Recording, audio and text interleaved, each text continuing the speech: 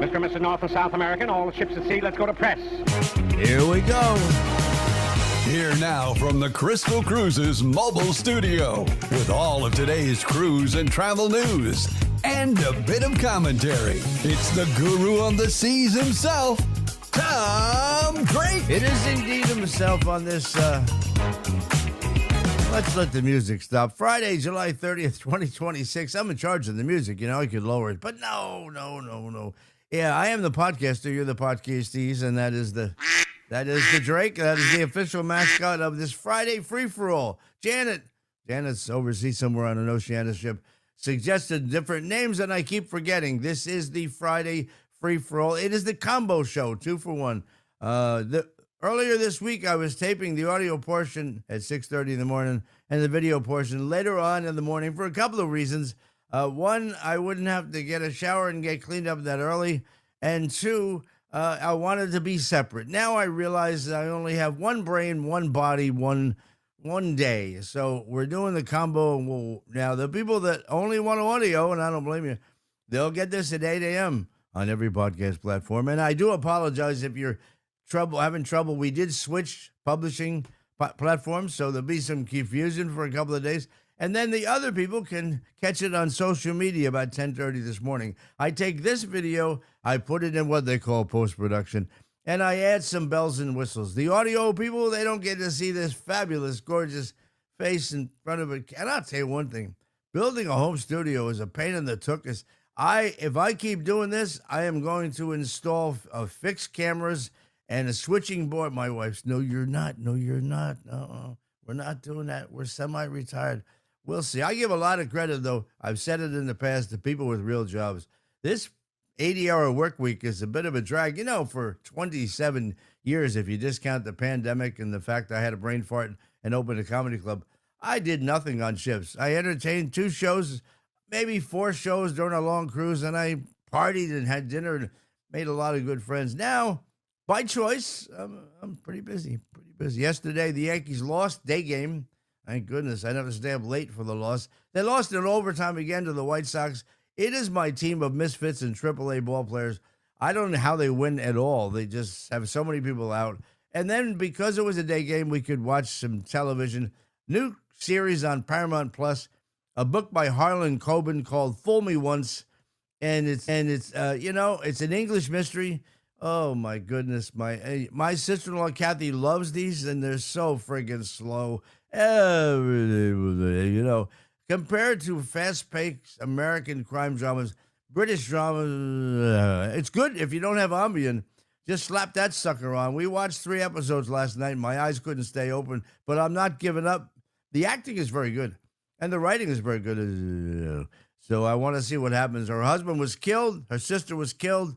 Now there's a conspiracy. You never heard this before. A conspiracy, and now the husband might not be dead. He might have been playing dead. Never. This is a premise that's never been used in the past. We'll see what happens. Not tonight. Tonight we're doing normal life stuff, going out to dinner with the neighbors. Huh? That's like what you've been doing for years. While I was on the ship getting dressed and going to the dining room and going out and getting hammered, you were going out with the neighbors for a couple of hours and coming home.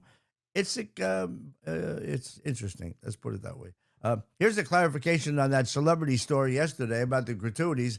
Celebrity did come out with an announcement and said, if you're booked prior to July 29th, you still have the opportunity to pay for your gratuities ahead of time, and I guess you get a better price. How about that for a psychological, brilliant move? Now everybody's going to pay for their gratuities up front. They probably weren't going to pay before. They're going to go on board and have them removed. No, I'll show them. I'm going to pay for my gratuities.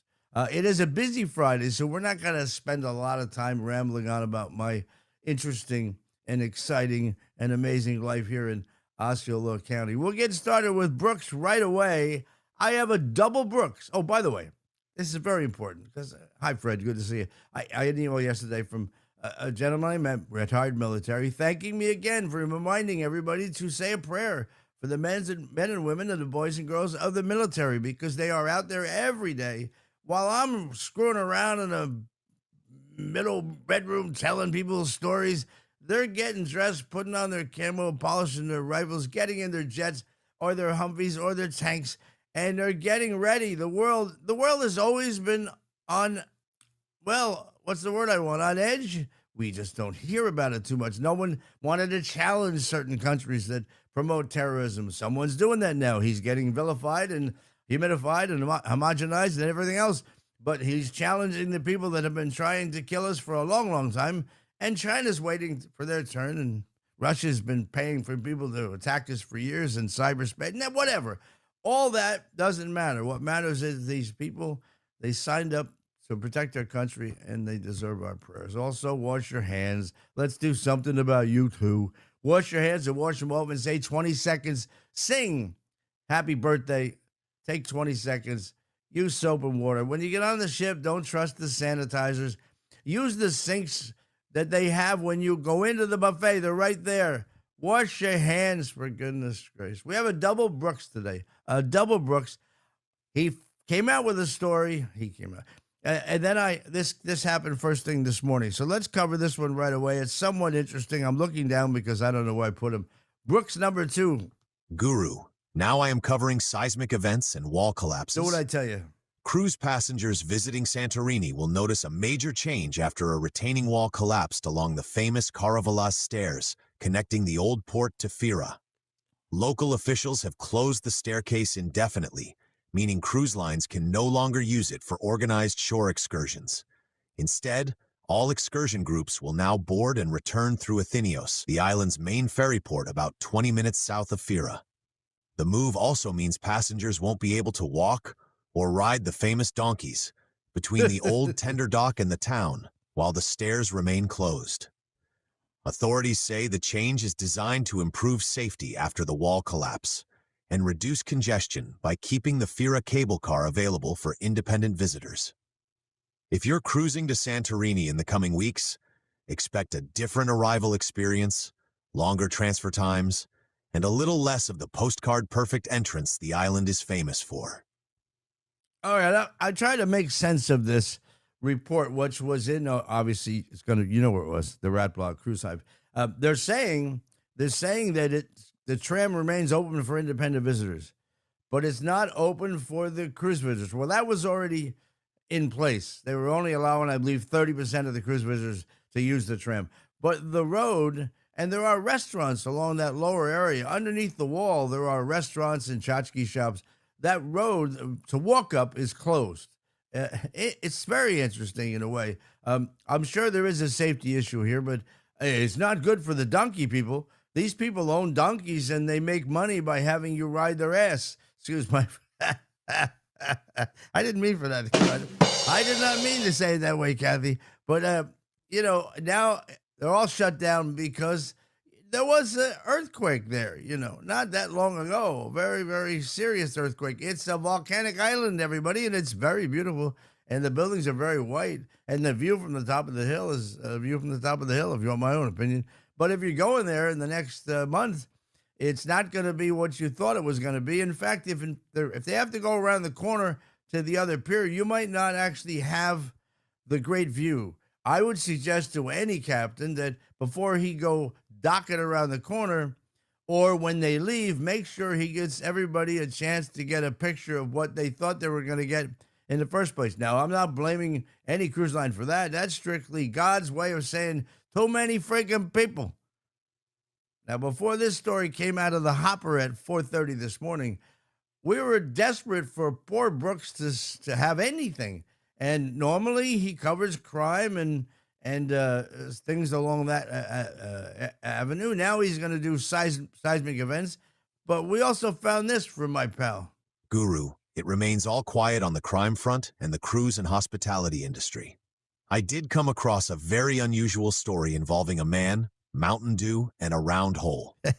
I hope it's okay that I stuck this one in. Probably not. In his quest to retrieve a bottle of Mountain Dew, a Kansas City, Missouri man fell into a portable restroom toilet tank and was stuck there for 8 hours with the lid closed before being rescued. According to Fox 4 News, on July 14th, a driver with Patriot portable restrooms was trying to collect the structures that had been set up for a World Cup watch party when he encountered the trapped occupant. The driver flagged down a nearby police officer who helped him unlock the door. When we opened the door and didn't see anybody, we honestly thought we were talking to a ghost. And then his head popped up out of the tank like a game of whack-a-mole, or Oscar the Grouch coming out of his can, a company representative said. Okay. KCFD had to cut the man out of the toilet and then blasted him with the fire hose to rinse him off. In the portable restroom business, you kind of expect the unexpected, the representative said. But in 6 years, I never thought I'd find someone alive inside one of our units. I don't use profanity on this podcast. I have one listener I have so much respect for. I just don't. I can. It's the wild, wild west, but I have a friend, Chaz, and he has an expression, you got to be hitting me. I didn't use the word. You got to be hitting me. I read this and I double-checked it. I went, stop looking at the TV, the screen here. Look at the camera up there, you moron. I double-checked this from 3 sources to make sure this wasn't an April Fool's prank. This just happened on the 28th of this month. Look, we've all been one, and I love they have a fancy name for it. What do they call it? They didn't call it a porta-john. That's what we know it as. It's a porta-john. They called it hold on a minute here, a portable restroom. There was another name they used to. It's a porta potty. And the hole is not that big. Enjoy your croissants. It's not, you have to climb into that. You don't fall into that. This guy climbed in to get a can of Mountain Dew. I mean, I've seen the commercials. Have you seen the commercials? When this guy walks out, his Indian fellow walks out, looks like a computer geek. He walks out and there's some like white gangbangers, young punk kids, and they're drinking Mountain Dew, and you wouldn't think they get together. You've got the mutants over here that sail Royal Caribbean, and you got the Indian fellow over here who works for Microsoft, and the kid says to the Indian guy, do you drink Mountain Dew? And the next thing you know, they're singing Kumbaya and hanging with each other. Well, I guess Mountain Dew's going to have to do one where the guy falls into a porta potty, and he lives to tell the story. This has nothing to do with the cruise and travel news. Except he went on a trip, not a trip we would ever want to repeat. I'll tell you that right now. Unbelievable. Yeah. I know what you're saying. You're ruining the podcast. You don't ever do this again. All right. In the meantime, I think we have something from Dottie, if I can find the right button. Hold on right here. Hi, everyone. I'm Dottie Colassa, and when I was only 19 years old, I took my first cruise and fell in love with being at sea. Who would have thought that first cruise would lead to a career? For the past 38 years, I've been part of one of the world's greatest vacation experiences, the cruise industry. As a cruise director, my role was to make sure you had the vacation of a lifetime. Today, I'm excited to continue doing just that with my new company, Best at Sea Tours. Along with my husband, Tom Drake, who has spent many years entertaining guests as a professional comedian on cruise ships, we're continuing to do what we love most, creating unforgettable experiences at sea. When you travel on one of our hosted cruises, you're never just another passenger. You'll enjoy exclusive group events, personalized attention, special activities, and the comfort of having experienced hosts with you every step of the way. We take care of all the details so you can relax, connect with new friends, and truly enjoy your vacation. We invite you to join us on one of our hosted cruises and let us help you make memories that will last a lifetime. Please visit our Best at Sea Tours website or call us at 866-723-7874 to learn more and come cruise with us. Bon voyage. My apologies for the sound on that. It was a little off. That is audio from a video, and the video will appear. You saw the video, but the people listening to the audio podcast did not see the lovely Dottie on board a ship with the water behind him. It's a fabulous video. I forgot we made it. Frankly, I haven't been running it, and it tells our story. So if you've been with us for 1,000 podcasts, you know our story. But the people that are tripping and falling over us on social media, they don't know about this soon-to-be award-winning luxury-hosted travel agency. Come up with another name for it. So that's the story. And the bottom line is, when you sail with us, you are part of the family. I had a nice conversation with a gentleman yesterday. He is a minister up in Jacksonville, does Christian counseling, happens to know Richie Minervini, and he wanted to know whether this would be good for his what do you call it? His people that he ministers to, whatever. What do you call that? Help me out here. Bottom line, I said, absolutely. Maybe one show, Jackie's show, they might not want to. But if you've never cruised before, cruise with us. If you've never been on Holiday America, cruise with us. If you want to laugh and have a good time, cruise with us. The particular cruise we were talking about was the Long Island Comedy Reunion Cruise in February. Again, if you're a solo, you should come and travel with us. You'll be part of the family. You won't feel alone. And you do as much as you want. If you don't want to get involved every day, every night, you don't have to. But if you want to, you can just latch onto us, and we'll make you feel at home. Let's get going with the rest of today's cruise and travel news, and that would be our good friend, Reese. Good morning, Guru. Hey. Happy Friday. Thank you. Guru, do you think there's room on the Rhine for 2,000 people on a riverboat? No. The worst kept secret in the cruise industry may be about to become official. Reports out of Europe say MSC Cruises is preparing to enter the river cruise business. Oh, gosh. Nothing has been confirmed, but if true, expect another heavyweight to join Viking, Amma Waterways, Avalon, and Celebrity in what's becoming one of cruising's hottest battlegrounds.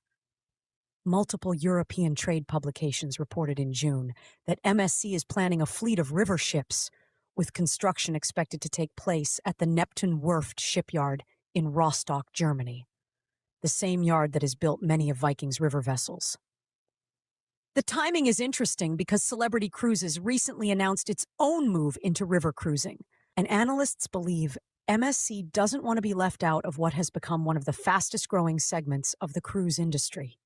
Industry speculation is that MSC would initially focus on Europe's major rivers: Rhine, Danube, Main, Moselle, Rhone, possibly the Douro in Portugal. So if you sail on Explorer Journeys, it is an ocean state of mind. So I guess now it's going to be a river state of mind, or a dry riverbed state of mind. This is not a shock to me, and certainly not a surprise to people in the industry. It is one of the fastest growing segments in travel, and it is expensive. I've never been on one, so I can only speak to what I've been told.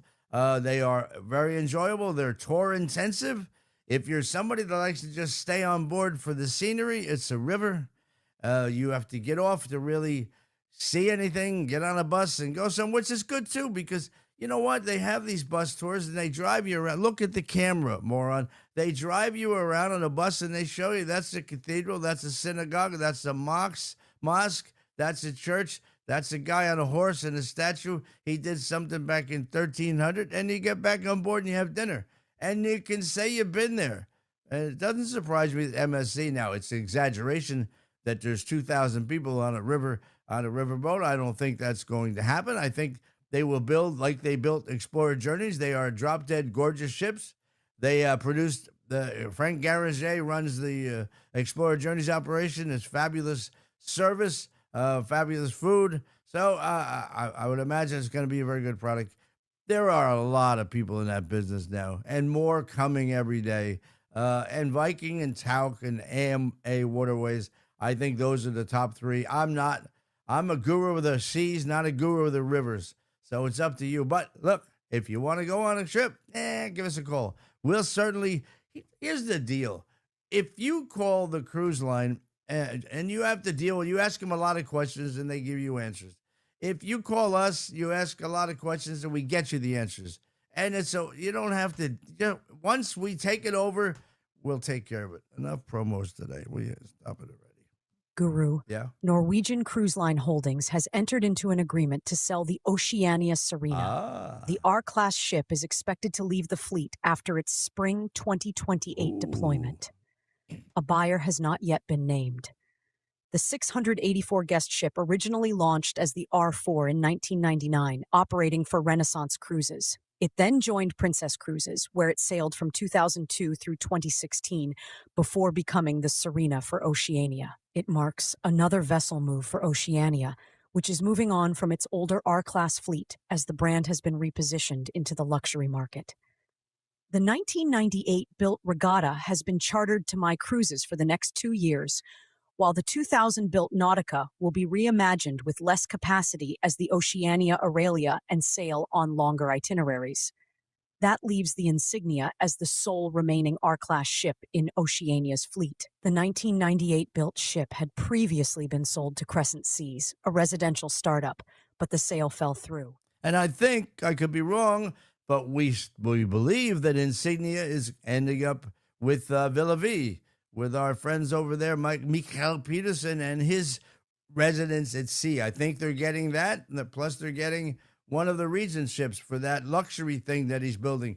There is life after old age when it comes to these ships. Whoever bought the Sirena, I would suggest you fix the lights in Horizon. They never worked. They flickered. This is a true story. This stuff would drive you crazy if you're a cruise director. Up in Horizons, to this day, if you get on Sirena, at night, if you want the lights have to be up operating room level, like you could take a kidney out. If you lower them, they flicker everywhere. The ship went into dry dock twice. They couldn't fix it. The electricians go, I don't know. And you sit there. If you're one of those people that has epilepsy, that's not a good room. The lights will flicker, and then you have to raise them up, and then you walk in and it's daylight. And it carried on and carried on. And if you're the cruise director trying to provide certain atmosphere at night when you have music up there and it's daylight, now I don't say, again, I will tell you, don't not book the Sirena, because there were only 20 people up there every night anyway. Nobody goes up there. That's not a cruise line that parties late at night. Never has been. Maybe 7-day cruises in Europe once in a while. We were busy up there. But it's frustrating when you're in charge of the entertainment department and everything falls on deaf ears because they need to fix a kitchen. That comes first. I don't know why I put that in there. I'll probably get in trouble with the wife, but we don't work for that company anymore, literally. I guess maybe I'll get a call one day. Hey, everybody's asking for your comedy. That might ever happen. So somebody's got the Sirena. Do I agree with this? No. Do I think what they're doing with Aurelia is a really good idea? That is the world cruise ship. I thought they would continue on with that. I think there's business there. But it's a new regime, literally a new regime, and it's a new focus, and everything is about proving. And again, this is why I am who I am. Who am I? Who am I? Where the hell is that? I haven't played that in forever. Hold on. Who am I? Who am I? Judgment on thigh. I talk to the wall by and by. Not anymore. Who am I? I am the guru of the seas. That's who is I. The R ships are not luxury, okay? They're not. They're upper premium. Allura, Vista, Marina, Riviera, Marina, yeah, they're getting clothed. They're luxury, but they're not ultra luxury. That's on region. Bottom line is, it's a stretch for some of those ships to be considered luxury, and certainly a stretch for the R ships. And that's why they're going out the window. I would have left them somewhere. I would have left them with a new title. Come up with another name. Frank Del Rio invented upper premium. Come up with another name. And then you don't have to have this debate. I don't really think it's luxury. You know, when they switched over from upper premium to luxury, they give you a glass of champagne when you come on board. That's it. But it's not the same as luxury. So, but everybody that goes on Allura or Vista, they tell me it's really, really great. It's really great. And this is all about separating and getting rid of the babies. And I think that's probably not a good idea. But you know what? One thing I've learned after 30 plus years in this industry, nobody cares what I think. Guru, I think you call this dropping back and punting. Yeah. Norwegian Cruise Line is changing the way it prices cruises. Instead of keeping fares high and slashing prices at the last minute, the line will offer more competitive pricing much earlier in the booking process. CEO John Chidsey says the goal is to build stronger demand from the start while better managing bookings throughout the sales cycle. He also announced a major marketing overhaul led by new Chief Marketing Officer Lee Applebaum, with a renewed focus on explaining what makes Norwegian different from its competitors.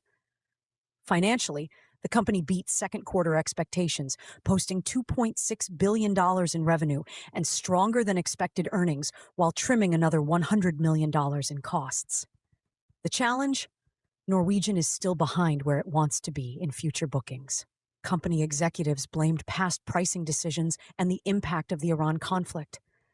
They expect 2026 yields to remain down about 5%, with a gradual recovery beginning in 2027. All right, bottom line is I have a lot of nerve to say what I'm going to say because, you know, he's obviously making millions running NCL Holdings, including Norwegian Cruise Line.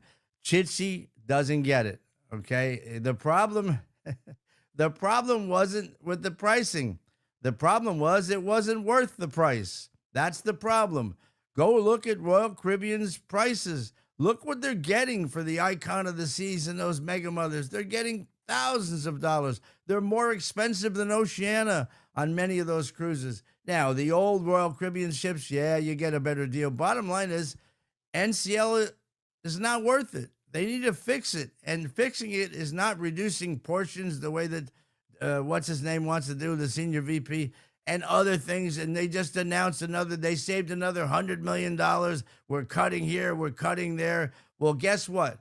Now they have to cut the prices because that's the only other possible way they can start to fill the ships. And they're going to have too many ships in the Caribbean. And it's just, he has just a hot mess right there. Just a hot mess across the board. I don't ever hear anybody raving about the product. It's interesting, too, because I'm in the middle of this kind of right now. One of the things they changed when Del Rio left is they merged the loyalty programs. They merged the loyalty programs between NCL, Oceania, and Regent. And I think someone had a brain fart and thought that would build up business for NCL. What it's done is brought NCL people over to Oceania. And as I'm told by my friend who works the perks, you get all kinds of benefits if you come from NCL to Oceania. If you go from Oceania to NCL, you get squat. So what do you think is happening? People are coming over, and that Norwegian Cruise Line guest doesn't actually fit in to the Oceania demographic, my opinion. And now they're going to, it's a mess.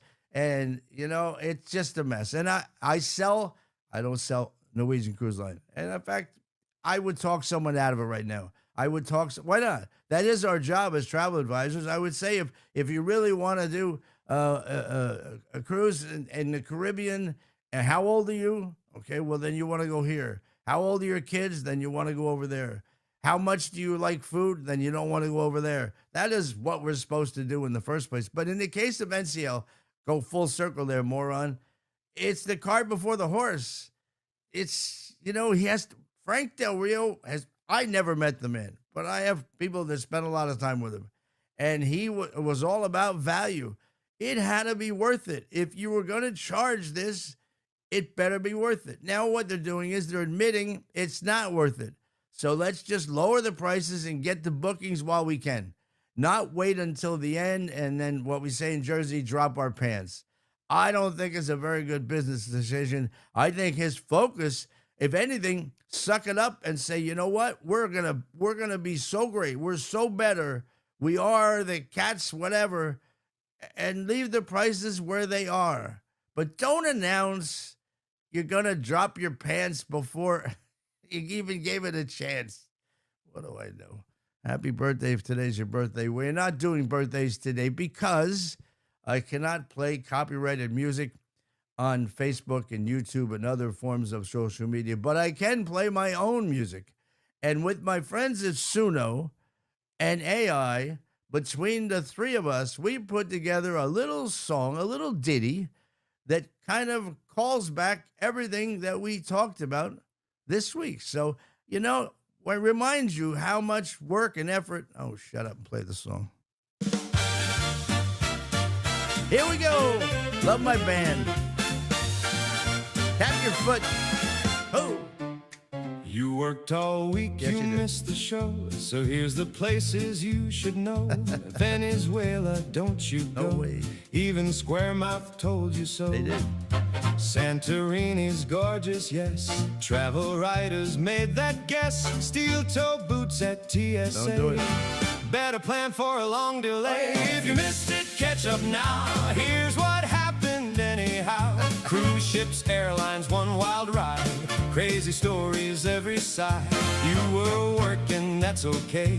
Here's your travel weekend play. Laugh a little, sing along. Oh, yeah. We'll do it all again before too long. Danube's drying by the day. Viking Steaming buses save the way. German river boats can see. Look at that. History underneath the sea.